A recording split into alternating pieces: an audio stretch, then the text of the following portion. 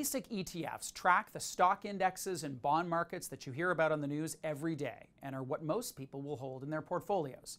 But there are a number of other less common types of ETFs. Here are some examples.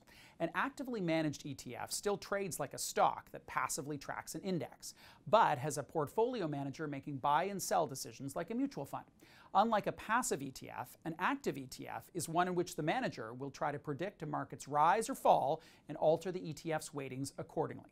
A commodity ETF is one that holds a basket of commodities such as oil and natural gas. A currency hedged ETF is one that insulates Canadian investors from swings in the loonie.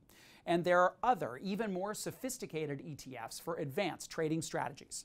These less common ones generally have a higher MER than the basic ones because they're smaller and have higher administrative costs.